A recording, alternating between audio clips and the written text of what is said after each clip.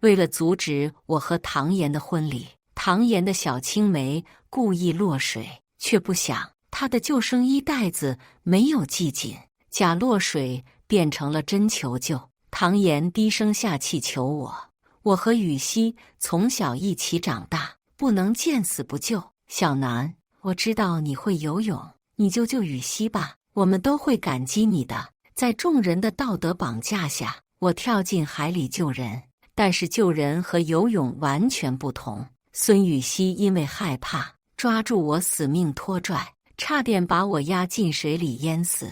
被救后，我因为溺水导致肺部严重感染，只能卧病在床。唐岩以我身体不好，需要静养为由，拿走了我公司的全部股份。等他掌握公司后，和我提出离婚，转眼就和孙雨熙双宿双飞。我被气得吐血而亡，再睁眼就见孙雨熙在海水里扑腾，唐岩已经扒住了栏杆要往下跳。我默默后退了2步，这辈子他的青梅就他自己救吧。大家好，开始今天的分享之前，希望你能给人间烟火点个订阅，我将会分享更多优质的内容。有人落水了，快救人啊！救命！严哥哥，救救我！咕噜咕噜，周围很嘈杂，乱作一团的脚步声、呼救声和吵嚷声让我回过神来。我茫然地低下头，看见自己竟然穿着一袭白色的婚纱。这婚纱我太熟悉了，是我为了和唐岩的婚礼特意在国外定制的。我竟然重生回和唐岩婚礼这日，我猛然抬头，看着眼前这熟悉的一幕。孙雨熙在海水里拼命挣扎，原本穿在她身上的救生衣飘在她伸手也够不到的地方，随着她不停地扑腾，救生衣越飘越远。而唐岩在听到孙雨熙呼救的第一时间，丢下我这个新娘，冲到了游轮的甲板上，踩着栏杆就要跳下去。我是跟着唐岩身后冲出来的，看到这个情景，立刻就要伸手去拦。我知道唐岩不但不会游泳，还有些怕水。他小时候掉进河里，差点淹死。听说是孙雨熙喊来大人才救了他，所以他对孙雨熙有一种别样的感情。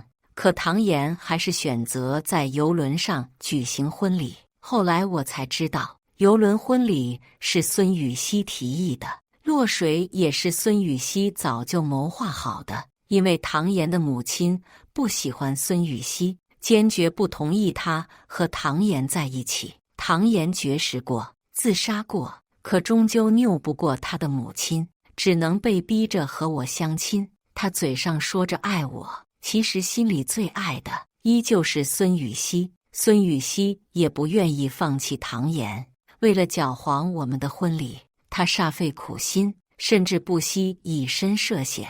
他要证明自己在唐岩心中的地位，让我知难而退，主动提出分手。多么感天动地的一对有情人啊！如果不是把我夹在中间当傻子的话，我一定也会祝福他们。可后来，唐岩看上了我手里的公司，又见我病弱，就调整了自己的策略。孙雨熙又呛了一口水，他挣扎得越猛，海水灌入口鼻就越多。他怎么也没料到，自己的救生衣竟然没有系好。我低头冷笑，又往后退了几步。这辈子，我不但不会下水救人，还要让他们自食恶果。唐岩已经越过了护栏，即将跳下去时，他突然停了下来。他看着晃动的海面，额角瞬间凝结出了汗水，顺着脸颊哗哗往下落。他开始大口喘气，将自己的身体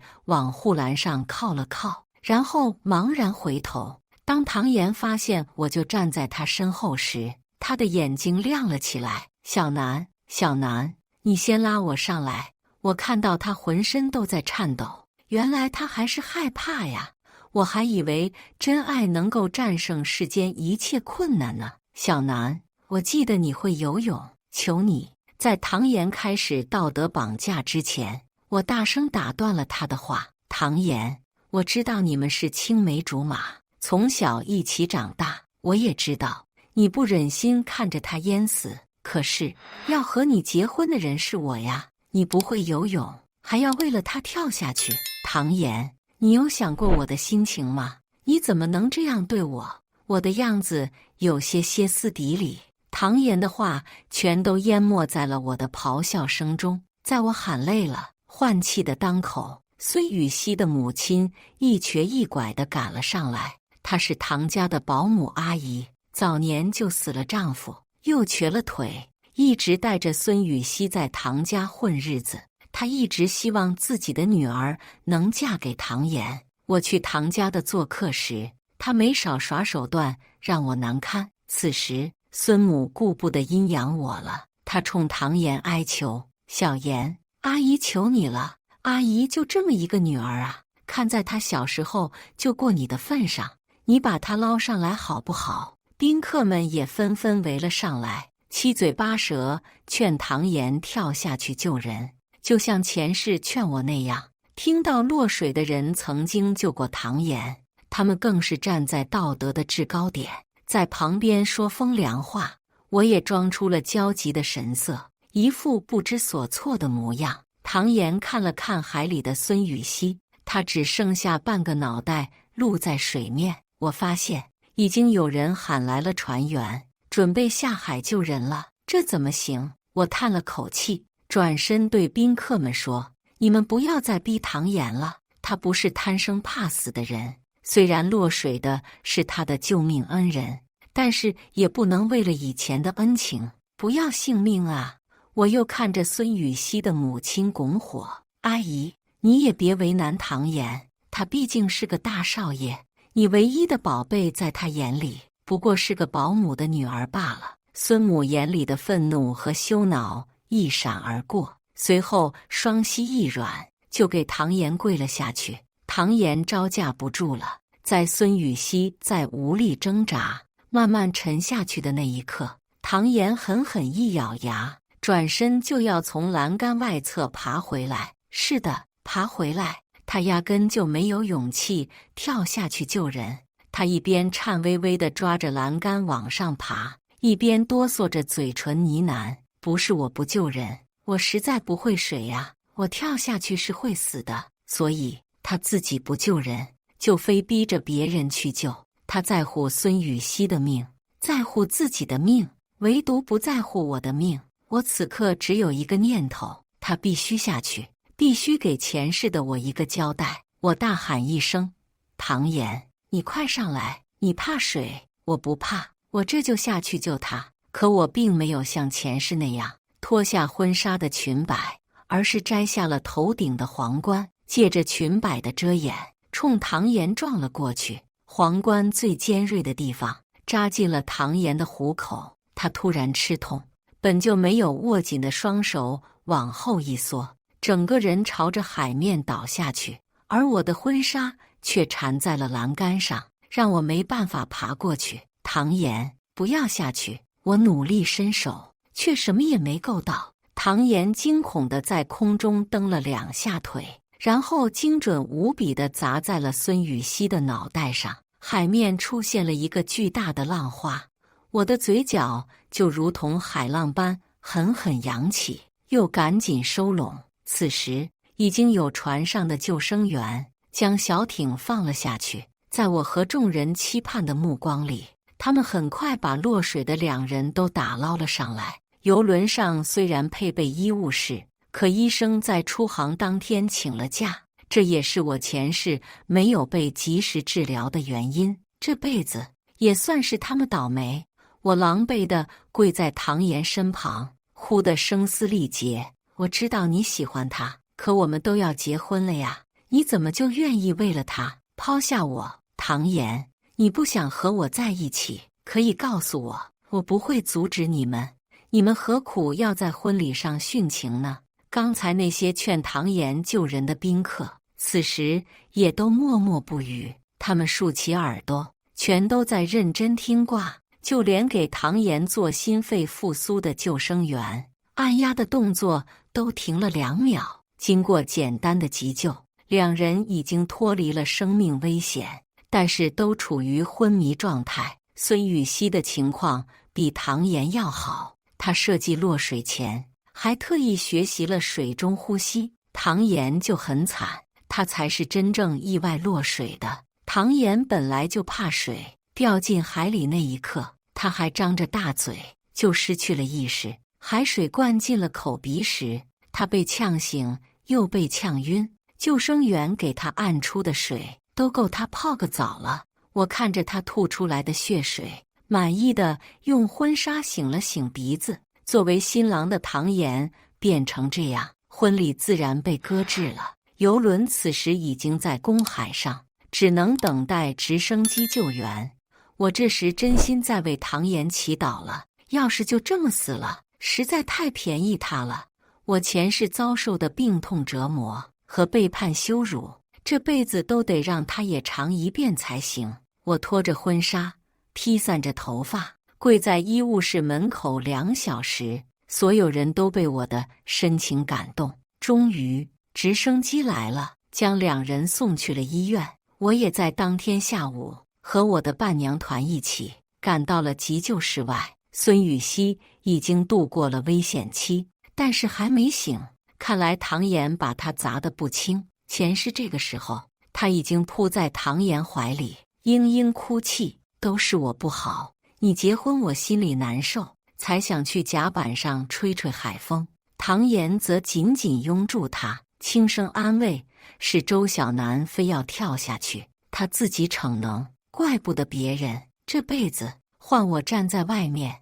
而唐岩还在抢救中。唐岩的妈妈看到我后，冲上来就想甩我耳光，要不是你撺掇我儿子，他怎么会想在游轮上举行婚礼？他从小就怕水呀，都是你的错，不然我儿子肯定不会变成这样。真好笑，分明是自己儿子的意愿，出了事就要推到别人身上。唐妈的手高高举起，可还没有碰到我，就被4个伴娘拦了下来。她们都是我花钱请来的坐台小姐姐。为了避免唐岩的兄弟们闹伴娘，我没敢让自己的亲闺蜜上场。这时候，4个小姐姐竟然发挥了她们的作用，她们纷纷指着唐岩不顾婚礼，非要跳海救人的行为。可别说什么见义勇为，听说在水里的女人是新郎的小青梅，看他们对视就觉得不清白，眼神都要拉丝了。你们不去怪自己儿子，放下婚礼，丢下新娘去跳海，反而怪罪无辜的新娘，你们怕不是做贼心虚吧？我这里有船上的录像，你们别想着诬陷好人。婚礼吗？当然有录像的人，不过那些人都在我身后。他们录到了唐岩迅速跑上甲板，翻越船上的栏杆，作势要跳下去。接着他们就把镜头对准了水里挣扎的孙雨溪。我的小动作，他们是一点都没拍到。唐岩的爸妈看完录像，脸色惨白。唐妈咬了咬牙，还不死心，梗着脖子，指着录像质问我：“你就在小妍身后，为什么不阻止他？你明明伸手就能够到他的。”我捂着脸，做出悲伤又憔悴的模样，仿佛被伤透了心，只顾着哭泣也不回答。2个小姐姐一左一右安慰我，另外2个往前一步，指着唐妈就骂：“真是什么样的妈，养出什么样的儿子。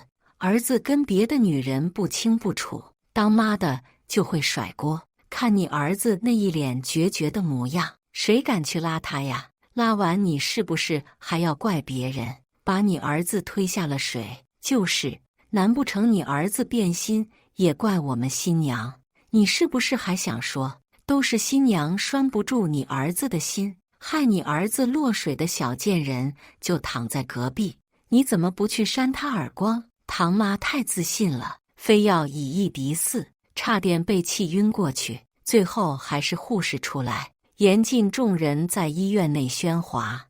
我偷偷瞄了眼捂着胸口的唐妈，心中暗爽，这老家伙是他儿子的帮凶。前世他就打着探病的名义，时常跑来羞辱我。那时我已经躺在病床上，几乎起不来身。他掐着腰站在我床前，咒骂我是不生蛋的母鸡，说我病得快死了，还要拖累他儿子。最后甚至拿着唐岩和孙雨熙的合影来刺激我。他笑得张扬，你看雨熙和我们家小妍多般配呀，这在一起没多久，雨熙就怀孕了，真是个有福气的孩子。他却忘了，当初是他极力阻止唐岩和孙雨熙在一起的。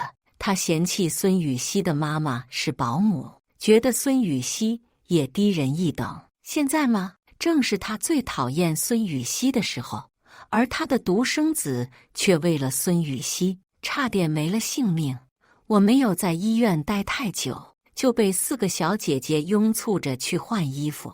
在了解了4个小姐姐的战斗力后，我给他们安排了酒店，准备再继续雇佣他们3个月。当晚，我就打开了某短视频平台，将婚礼的录像剪辑好，发到了网上。尤其是我跪在医务室外面的那段，角度抓拍得特别好，看到的人都说我仿佛要碎掉了。我还给自己买了个热搜，然后关了手机，美美的睡了一觉。第2天中午才醒过来，我给自己化了个病弱妆，拿着外卖小哥送来的鸡汤，带着4个小姐姐又去了医院。我来的刚刚好，唐岩在半小时前刚醒过来，而孙雨熙据说昨天半夜就醒了。我敲响了唐岩病房的门，然后没等里面人出声，就带着小姐姐们呼啦啦涌了进去。VIP 病房里只有唐岩一个人，唐岩躺在床上，半睁着眼睛，直勾勾望向天花板。他戴着氧气罩，裸露的胸口贴满了测量心电图的仪器，左胳膊绑着血压仪，右手背上插着针管，2只腿还缠着防血栓器。最重要的是，他还挂着尿袋。我酝酿的伤心，在看到冒出泡泡的尿袋时，差点没有维持住。我赶紧低下头，捂住脸，肩膀开始抖动。不捂脸不行，现在还不能让唐岩看出我的开心。小姐姐们赶紧围上来开导安慰，对躺着的唐岩视若无睹。唐岩听到了声音，艰难地将头转过来，看到我的一瞬间，他眼里全是愤怒。他一把拽掉了脸上的氧气罩，激动地想要坐起来，可是他太虚弱了，一动身子就开始咳嗽。剧烈的咳嗽让他的脸涨得通红，他喘息了半天，才暗哑着声音质问我：“周小楠，为什么这次你不拦住我？你明明应该拦住我，然后自己跳下海去。你还扎伤了我的手，你故意让我落水。”唐岩的眼睛里布满了血丝，颤颤巍巍抬起他那受伤的左手。随着他的话，我心里一紧。难道唐岩也重生了？我使劲咬了下舌尖，疼痛袭来。我在抬头时已是泪流满面。唐岩，你在说什么呀？要不是你先跳了下去，我已经下水救人了。你的手也不是我扎伤的，你再想想，是不是你自己撞在栏杆上受伤的？想不起来吗？大概泡水太久，出现了后遗症。唐岩盯着我的眼睛，仿佛要把我看透。他一字一句地问：“周子楠，你不拦着我，是因为你也重生了吗？你恨我上辈子抛弃你，所以这辈子你想要我的命？”4个小姐姐站在旁边，面面相觑。她们都觉得唐岩是不是被水呛傻了，只有我清楚他说的是什么。我回视他，眼中清澈明亮，丝毫没有半点心虚。我想他死，想得理直气壮，有什么可心虚的？我坚定的样子仿佛要入党。我不明白你在说什么。唐岩又咳嗽起来，魔怔了一般摇着头。不对呀，明明你应该跳下水去救雨熙，然后你感染肺病，我照顾你，你会很感动，然后把你的公司全都交给我，再然后你病得快死了，我就把你甩了，和雨熙结婚生子。是啊，前世他就是这么做的。所有人都说他对我不离不弃，叫我要知道感恩。殊不知他的目的就是我爸妈留给我的公司。我爱他，相信他，最后落得人财两空，还搭上了自己的命。而唐岩呢，名利双收，娶了自己心爱的女人，幸福美满。凭什么？凭什么？唐岩没有看到我的狰狞的恨意，他将手搭在自己脑袋上，喃喃自语：我怎么会跳下去救人？我会像周小楠前世那样病得生不如死吗？我不要，我不要啊！周小楠没事，那我还怎么拿到他的公司？我还怎么花他的钱？和羽西双宿双飞，我后悔了，我怎么不早点重生？这样我就直接把周小楠推下水。恨意差点击穿我的心脏，我的拳头狠狠攥紧。就在我差点控制不住时，病房的门被推开了，孙羽西坐在轮椅上进了病房。我的目光停留在他的脸上，他的左脸从眼睑到嘴角有一道极深的划痕。我瞬间就想到了炸唐岩的那顶皇冠，他是握着那顶皇冠落水的，然后砸在了孙羽西头上，竟然还划伤了孙羽西的脸。5万块的皇冠，物超所值。注意到我的眼神，孙羽西面目扭曲，仿佛下一秒就要冲到我跟前来掐死我。可惜他根本没力气支撑起身体，只能滑动轮椅扑到唐岩身上开始哭。呜呜，岩哥哥，你没事吧？吓死西西了。西西以为再也见不到你了。虚弱的唐岩哪里受得了孙羽西这么用力的一扑，他像只濒死的鱼，猛地弯了下身子，然后咳嗽起来，尿袋里又开始冒出了泡泡。看到那泡泡，我突然就不生气了，仿佛一下子乳腺畅通了起来。反正这辈子生不如死的人不是我。义愤填膺的小姐姐们想要上前收拾渣男贱女，被我拦住。不着急，他们的报应还在后头呢。孙羽西抱着唐岩的胳膊，还在刷存在感。岩哥哥，你对我太好了，要不是你义无反顾地跳下来，我可能就要被淹死了。他又挑衅地转头看向我。周姐姐，毁了你精心举办的婚礼，你不会怪我吧？都怪我和岩哥哥那么多年的感情。我微笑着指了指唐岩的胳膊，他的胳膊被孙羽西压得太紧，血液都开始回流，输液管一片血红。不怪我，怎么会怪你呢？我说完就拉着小姐姐们站远点。孙羽西这才注意到，哭着一边道歉，一边手忙脚乱地给唐岩揉胳膊。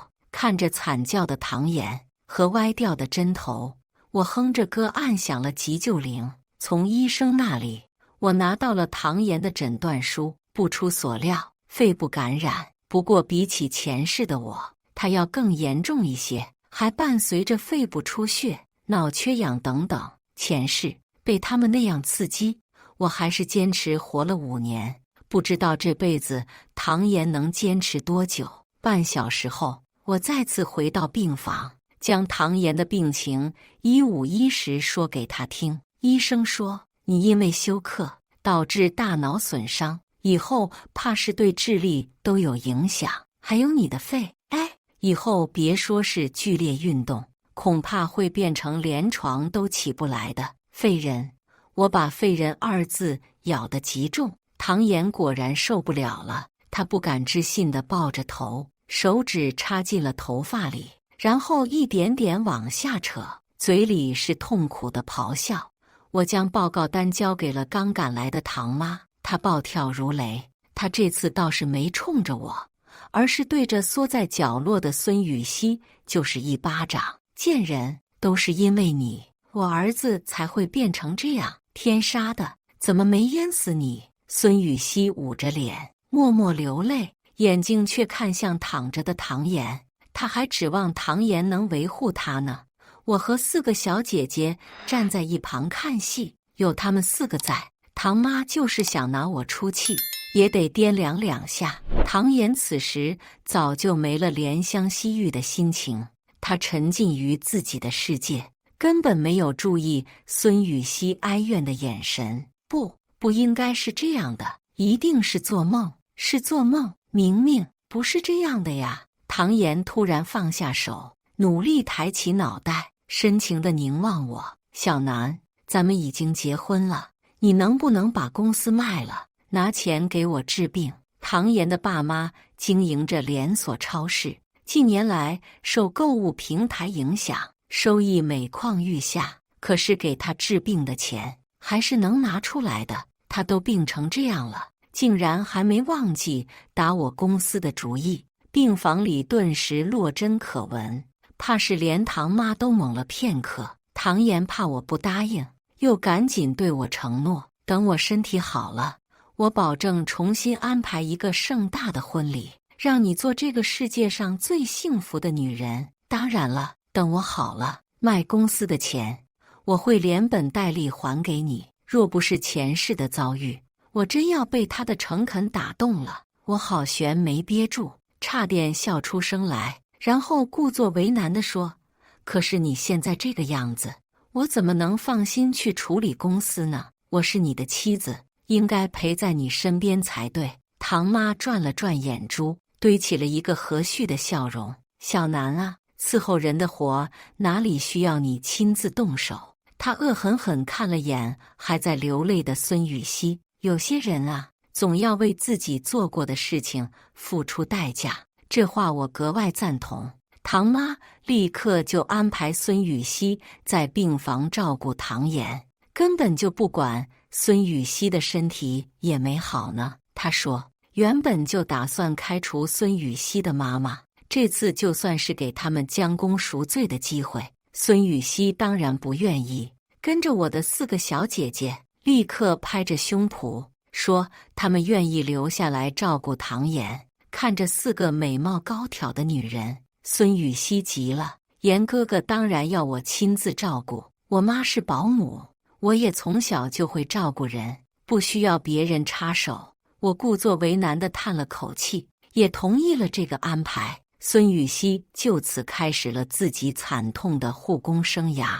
为了第一时间得知他们的情况，我还花钱雇了一个在医院有点关系又热爱摄影的小哥哥。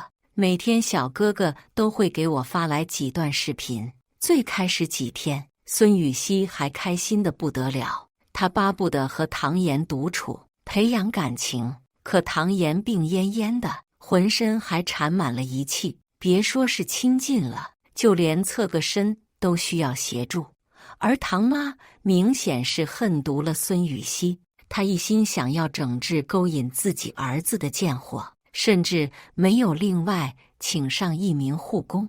孙雨熙每天除了喂饭喂药、熬夜陪床，还要给有洁癖的唐妍擦身换衣服。最让孙雨熙无法接受的是，唐妍没办法下床，所以屎尿都要他来处理。孙雨熙虽然是保姆的女儿，可从小跟着唐妍一起长大，除了被人讽刺几句外，根本就没干过脏活累活。仅仅几天，她就肉眼可见地瘦了1圈。她当然不敢对唐妈有意见，只能跟唐妍哭诉，又不好明说自己不愿意照顾唐妍。孙雨熙就今天摸着手说粗糙了不少，明日扶着腰咳嗽不停。唐妍也不是傻子，他当然明白孙雨熙要的是什么，可他看孙雨熙的眼神越来越晦暗不明。直到有一天，孙雨熙给唐妍换完袜子，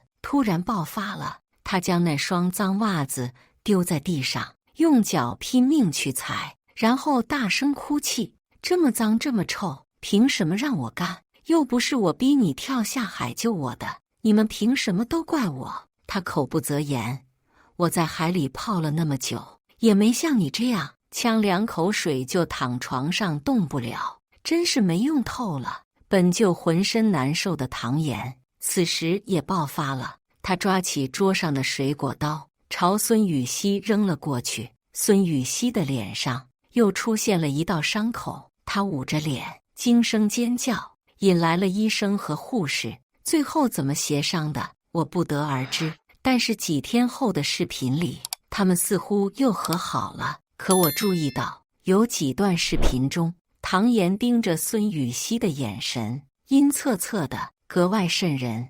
唐妈给唐妍又请了一名护工，孙雨熙总算不需要再亲自处理那些污秽了。我不再关注他们，开始整顿自己的公司。爸妈意外过世后，我打理公司一直不是很用心。和唐妍结婚前，他就持续不断给我洗脑，让我不要再抛头露面，回归家庭。前世我也没有抗拒，在身体出问题后，更是把管理权都交给了唐妍。这一世，我可不会再傻了，这公司才是我立身的根本。我努力回忆了一下，当年我病倒后，哪些人立刻倒戈，这都是我首要清理的目标。我生怕唐妍稍微好点，发现我根本没有卖公司的打算，在想什么方法对我出手。毕竟他也活了2世，我前世被他骗走的钱，让他过得舒服又潇洒，他怎么可能放弃呢？我拿出了狠劲儿，把公司上下全部肃清了一遍。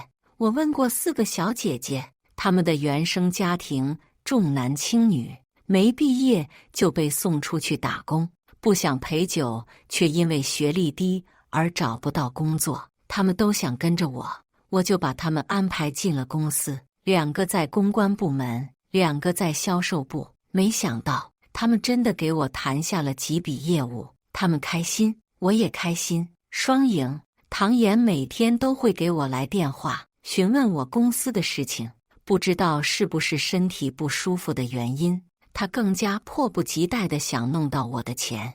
我拿不准公司里某个高管的情况时，也会旁敲侧击地问他。唐妍不是没有怀疑过，他会突然说一些前世的节点，而这一世根本就没有发生过的事情。我就装作听不懂，实在不记得了，就直接找个借口或者转移话题。不过，就算我偶尔露出了马脚，唐妍也抓不住，他的脑子真的不太灵光了。往往质问我过后，自己就忘记说了什么，有时候还需要我提醒他。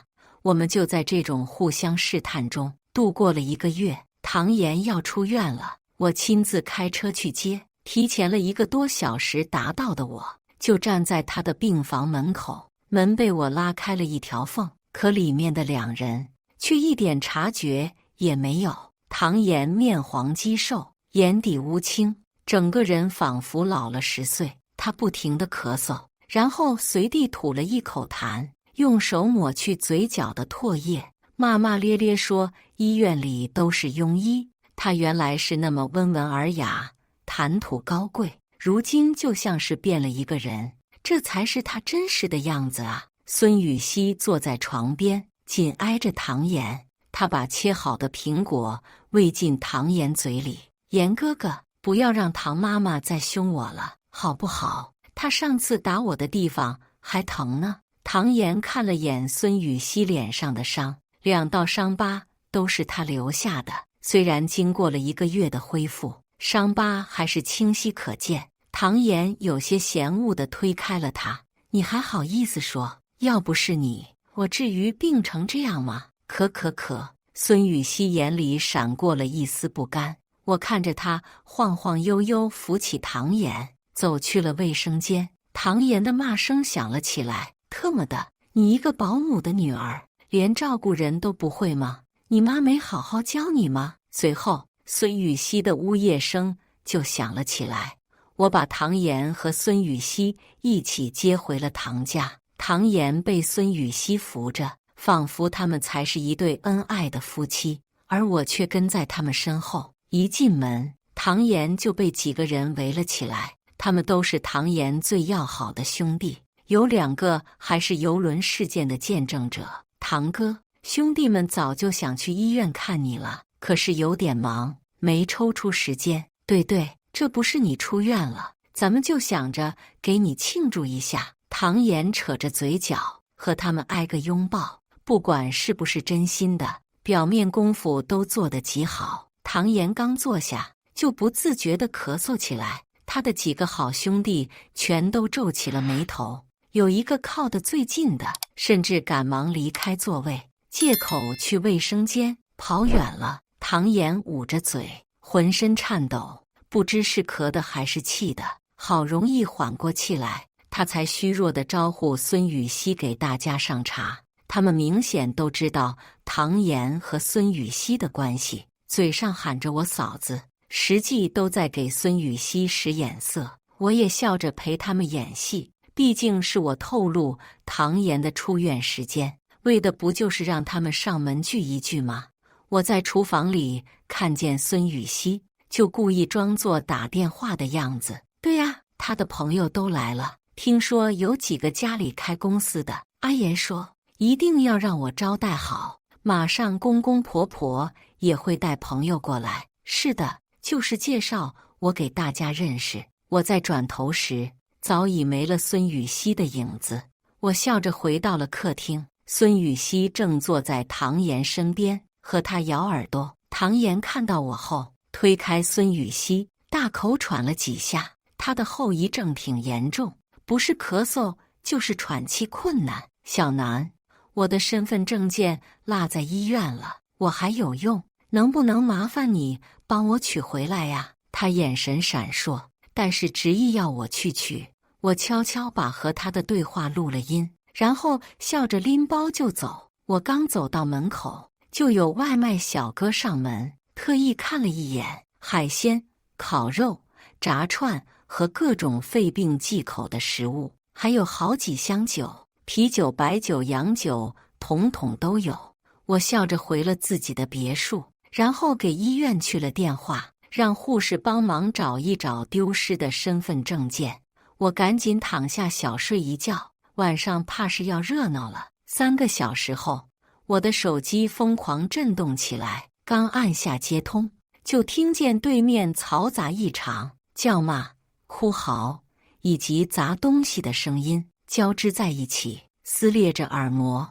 唐妈声嘶力竭的诅咒顺着听筒传了过来：周小南，你死哪里去了？赶紧到医院！唐岩快不行了。我酝酿了下嗓音，似是焦急，似是哭泣。怎么回事？我走的时候他不是还好好的？唐妈一句别废话，让我赶紧过去，就挂了电话。这是我第2次到急救室外面。孙雨熙双手合十，跪在那里，似是祈祷，似是哀求。唐妈掐着腰，满面怒容。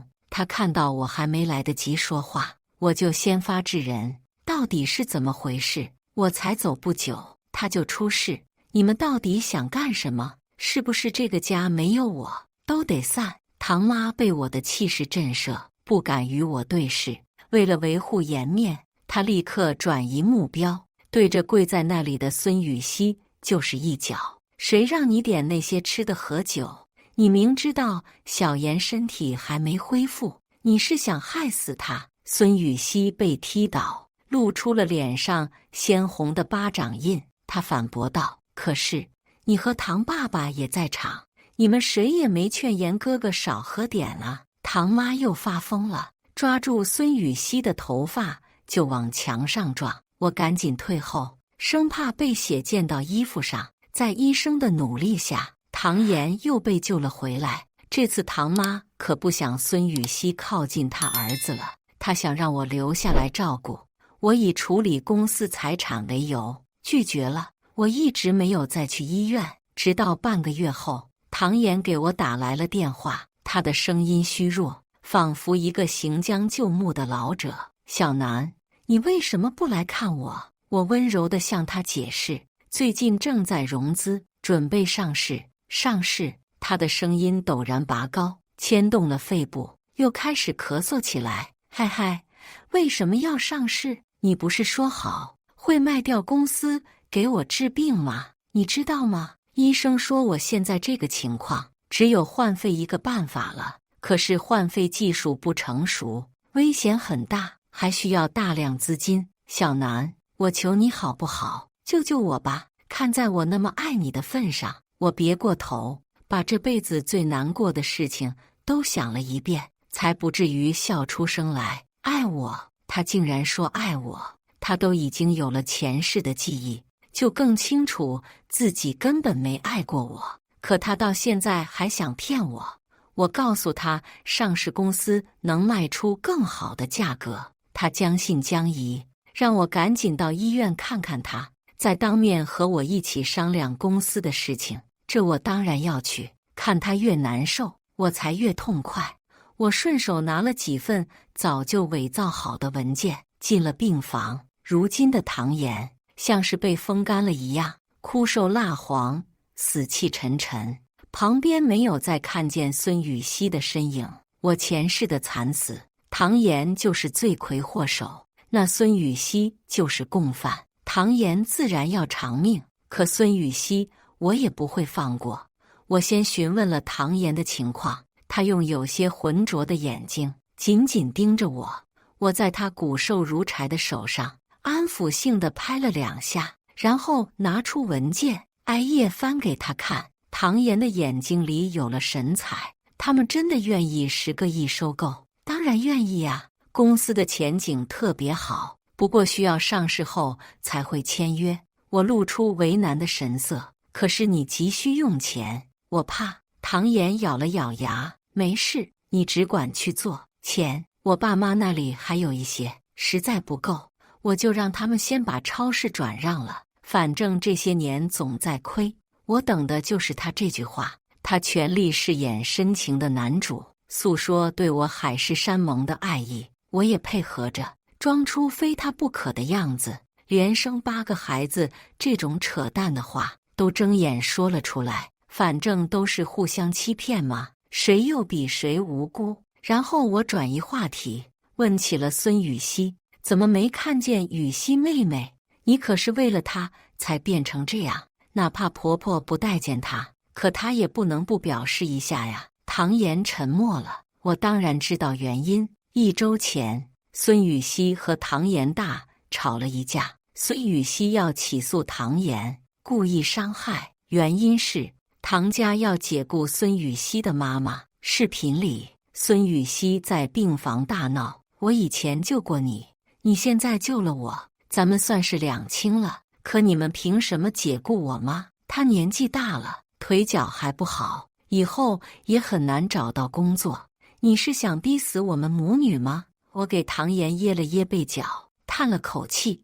你以前对她那么好，还给她买了不少奢侈品，可没想到你病成这样，需要钱了，她就躲没影了。只要有一点常识，都知道你不能喝酒，可她还是买来了那么多。不是故意让你在朋友面前出丑吧？更或者，你要是死了，我的话让唐妍的拳头猛然握紧。我看目的达到，就借口公司有事离开了。光在唐妍这边小打小闹，当然还不够。我写了匿名检举信，投诉唐妍家的超市贩卖过期食品，以及超市有消防安全隐患。很快，食品安全部门和消防部门给超市做了处罚，并要求停业整改。等他们处理好，准备再次开业的当口，我又举报超市偷税漏税。我本来想恶心一下唐家，却不料他们还吃回扣，虚开发票，数罪并罚。唐爸作为法人，被判了5年有期徒刑，超市也被吊销了执照。一系列罚款后，唐妍从 VIP 病房换到了普通病房。他开始频繁给我打来电话，希望我能为他支付医疗费用。我借口都找烦了，于是他再来电话，我就开始嚎啕大哭，告诉他自己碰到了融资骗局，求唐妍把他家那套别墅的房产证先借给我做下抵押贷款，等我度过这次难关，一定加倍还给你，好不好？唐妍，通话被唐妍无情地掐断。我把手机丢在一旁，继续享受小姐姐们的按摩和投喂。爱好摄影的小哥哥又给我发来了一段视频。唐妍去找了孙雨熙，伸手跟孙雨熙要钱，不给钱就把我以前送你的那些东西全都还给我。对了，还有我给你买的那套房子，我受不了4个人的病房，我需要单间养病。那些人又打呼噜又磨牙，孙雨熙怎么可能把到手的东西交出去？他把唐岩的轮椅往门外推。我还没去法院告你，用刀划伤我的脸呢，你怎么好意思跟我要钱？我整容的医疗费还要10几万。再说了，你送我的东西就是我的，你凭什么要回去？别看唐岩是个男人，可因为病得严重，他根本不是孙雨熙的对手。2下，他就被孙雨熙推出了门，还挨了一巴掌。滚！你给我滚，不然我就报警。瞧瞧，这就是他们坚不可摧的爱情。很快，我就接到了唐妈的电话。我这位心眼比针还小的婆婆，如今气焰全无。她让我以原配的身份去告孙雨熙，把房子要回来。那可是你和小妍的夫妻共同财产，只要你去上诉，那个贱人就没办法了。唐妍也在他妈身边，他接过电话，声音有些颓废：“是我瞎了眼，没想到他竟然是这种人。小南，你帮我把房子要回来，我以后只守着你过日子。”原来那套房子是我和唐妍领证后，唐妍为了安抚孙雨熙，特意买的一套小复式，花了500多万呢，是我的，我自然不会便宜任何人。孙雨熙收到法院传票的那天，特意来电话骂我。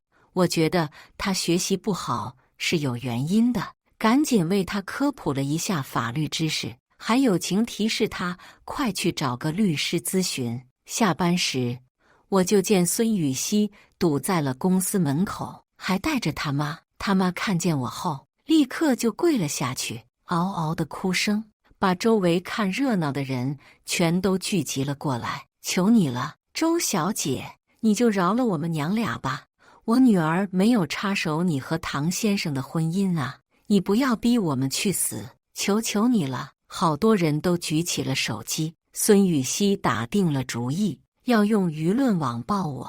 他和他妈一个劲儿冲着我磕头，直到被警察带走，还在陈述自己凄惨的身世和我对他的霸凌。舆论也确实如他所愿的发酵了。可当愤怒的网友冲到我的微博后，发现了我曾经发过的那些视频。我的新郎在婚礼当日跳下海去救他，而我跪在医务室门口祈祷。后面还有唐妍躺在病床上，孙雨熙亲他侧脸，给他喂水果的视频，甚至连唐妍出院当天，他让我去医院给他取证件，自己则搂着孙雨熙同兄弟们喝酒的视频都有。最后是一段录音，我亲爱的婆婆以及我忠贞的老公让我以原配身份起诉孙雨熙，要回那套房子。舆论全都倒向了我，大骂孙雨熙贼喊捉贼，真是太恶心了。他还好意思去人家小姐姐公司闹，要是我不裹上1斤保鲜膜，都不好意思出门见人。这是一开始新郎就和那女的有奸情啊，所以落水到底是不是真的？小姐姐离不离婚？不理我，我开铲车把小姐姐铲走。我还以为小三多漂亮呢，就这张科技兴国的脸，也不知道这男的怎么看上的。没人骂这男人吗？女人完了，现在又要把送出去的东西要回来。孙雨熙被舆论反噬了，有人找到了他住的地方，死老鼠、死鸽子，一股脑扔在他家门口。他的房门上也被人用红色油漆写了大大的去死2字。他和他妈只要出门，就会被人指指点点，甚至有人要扬言开车撞死他们。孙雨熙赶忙开直播澄清，他还想要博取同情，把他和唐妍小时候的照片拿了出来，又讲述他们之前的青春暧昧故事。这下不但他没有自救成功，连带着唐妍也倒霉了。原来这男的才是罪魁祸首，既要又要。真是个垃圾。唐妍在医院待不下去了，时常有网友闯进来，对他拍照，采访他现在的感受。哪怕住院部被戒严，也有胆子大的去爬墙。同病房的病人都受不了了，开始责怪唐妍。唐妍被劝退了，只能出院回家。几番折腾之后，他的身体更差了。他来电话让我撤诉。他说：“我没想到孙雨熙会闹，他以前那么温柔可爱，不是这样的人啊。周小楠，你到底做了什么？把雨熙逼成这样？”他的脑子像是出现了混乱一样，一会说着前世的事情，一会又讲着这辈子的惨状。我没有挂掉手机，只是放在一旁，然后做自己的事情。1小时后，再拿起手机，就听唐妍在电话那头自顾自的哭泣。不应该是这样的呀，到底哪里出了问题？嘿嘿，我怎么可能撤诉呢？法院如期开庭，判孙雨熙归还房产，以及在我们领证后，唐妍给他买的所有东西。孙雨熙在法庭大闹，还打伤了法警，被拘留15日。我直接让人把孙雨熙和他妈的东西全部从房子里扔了出去，然后当天就把房子挂牌出售。等孙雨熙15日后出来，房子早就易主，他又跑去了唐家，打算借着曾经和唐妍的感情卖一波惨。可他刚激动地说完，唐妍就两眼一翻，晕了过去。医院检查过后，建议唐妈把她送到上级医院。我偷偷去找了医生，没想到他认出了我。你老公就是那个跳海救小三的傻逼呀？可不是，我的意思是，你节哀顺变。他说唐妍最多还能活过3个月。我当然不会隐瞒，把情况如实告诉了唐妈。在唐妈痛苦的哭声中，保证自己会立刻筹钱，全力救治唐妍。我叹了口气，也不知道孙雨熙来找阿妍说了什么，竟然把她给气晕了过去。唐妈抹了把泪，脸色阴沉的可怕，什么也没有再说。第2天早上，我就接到了警察的电话。我匆匆赶去警察局，才得知昨晚唐妈带着刀找到孙雨熙，剁掉了他的双脚，就连孙雨熙的妈妈也被砍掉了一只胳膊。我去探视婆婆，她有些疯疯癫癫，嘴里不停念叨着：“你这个不要脸的贱人，和我老公乱搞，还教唆自己女儿勾引我儿子。你这个老贱人，你女儿是小贱人。”经过鉴定，婆婆确实疯了。我花钱把她送进了精神病院，然后委托律师告诉了监狱里的公公，都是一家人，怎么能隐瞒呢？监狱那边说，公公受了刺激，和同寝的犯人打了起来，行为恶劣，刑期怕是要延长。我处理完了其他事情，最后到了唐妍的病房。唐妍的双眼已经完全浑浊，她看了我半天，似乎才认出我是谁。她笑了，眼睛里却涌出了泪水。小南，你原谅我好不好？我知道错了，是我鬼迷心窍。孙雨熙竟然说我快死了，让我把所有的遗产都留给他。我真是混蛋啊！我竟然为了他抛弃你，你那么信任我，全心全意为我着想，我怎么就……嘿嘿，我笑了，附在他耳边轻声说：“唐妍，你相信轮回吗？你猜猜，这辈子你为什么活得这么惨呢？”他迷茫了一瞬，然后眼睛迅速睁大，不可思议地看着我：“你不是说你没有重生吗？你骗我！”我笑得畅快，把他爸妈和孙雨熙的下场挨个讲给他听。要不是你妈疯了，我都不知道，原来孙雨熙的妈妈是你爸的小三啊！竟然让小三在自己家住了20年，真有容人之量。我自愧不如，就是不知道孙雨熙跟你有没有血缘关系呢？唐妍无力地举起手，想要抓我，被我躲开。为什么？我已经知道错了呀！你为什么不能原谅我？为什么让我变成这样？你不是爱我的吗？我答应，从今往后也只爱你一个人。我们以后好好过日子，只要你花钱把我治好。嘿嘿，我耸了耸肩膀，晚了呀，唐言，晚了。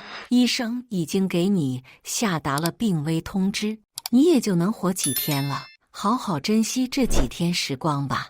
我本来还想让孙雨熙到医院见你最后一面，可是他骂得好难听啊，怎么劝也不来。你们青梅竹马的浪漫爱情实在不堪一击，是不是更后悔了？后悔就对了。唐言猛地用力想要起身，却又重重摔回了床上，仪器发出了尖锐的报鸣声。等到医护人员冲了进来，我才慢慢退出病房。几个小时的抢救后，医生让我节哀。节哀什么？我笑容满面地把唐言的骨灰冲进了下水道，隔天就带着曾经给我当伴娘的4个小姐姐登上了游艇。晴空烈阳，一望无际的大海，崭新的人生就此开始。以上就是今天分享的故事，大家有什么想说的、想吐槽的，欢迎在下方评论交流，也更希望能给人间烟火点个订阅，我将会分享更多优质的故事内容。